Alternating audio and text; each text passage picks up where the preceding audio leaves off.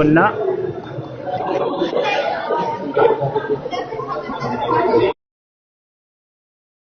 ይታይሻል ለእግዚአብሔር መገዛት ማለት እንደሆነ እዚህ ጋር አስቀምጧል። ለእግዚአብሔር በትክክል መገዛት ምን ይላል? እስልምና። ያው እስልምና ማለት ነው ለእግዚአብሔር በትክክል መገዛት ብሎ አስቀምጦታል። ይታይሻል አይተነፈስ ነገር አየሽው።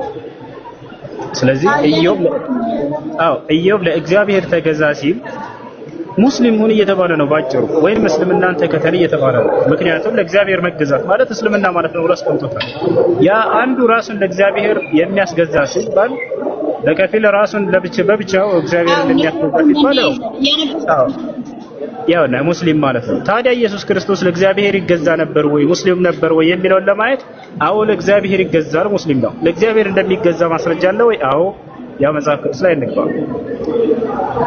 ለኢየሱስ ክርስቶስ ለእግዚአብሔር እንደሚገዛ ቃል በቃል አሳያችሁ። ያ ማለት ሙስሊም ነበር ማለት ነው። ምክንያቱም ለእግዚአብሔር መገዛት ማለት ሙስሊም ማለት ነውና አንደኛ ቆሮንቶስ ምዕራፍ 15 ቁጥር 28 ላይ ስትሄዱ ጊዜ ኢየሱስ ለእግዚአብሔር ይገዛል። ያው ሁሉ ከተገዛለት በኋላ ግን እግዚአብሔር ሁሉ በሁሉ ይሆን ዘንድ በዚያን ጊዜ ልጁ ራሱ ደግሞ ሁሉን ላስገዛለት ይገዛል ይላል። ስለዚህ ልጁ የተባለው ኢየሱስ ክርስቶስ ነው።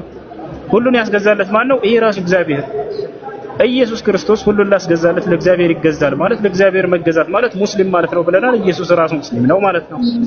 ለእግዚአብሔር መገዛት ማለት ሙስሊም ነው ያላቸው ማን ነው ከተባለ ያው ራሱ መጽሐፍ ቅዱስ ማብራሪያ ላይ ያው እስልምና ማለት ለእግዚአብሔር በትክክል መገዛት ማለት ነው ብሎ አስቀምጦታል።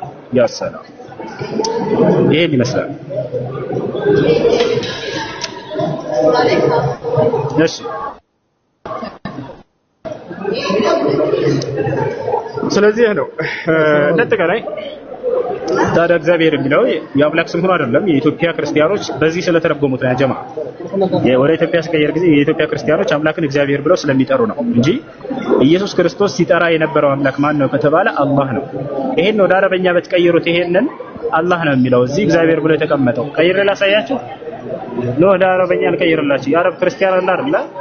እዚህ ገብተው በአረበኛ ነው የሚያነቡት። ተመልከቱ አላህ ነው የሚለው ያውና ተመልከቱ እዚህ ጋር الخضوع لله اسلام ብሎ ማለት بمعنى الخضوع لله ايستسلم لله يولى الله መገዛት ብሎ አስቀምጦታል። ታያችኋል። ያ ነው እሺ ይሄ ይመስላል ወገኖች نعم سمعتي ولا يسرين ها يبان انصرفوا يهኛው ስለዚህ ለፍተን ነው ወራላ እንትኑ የነው ስራ ትምህርት ቤት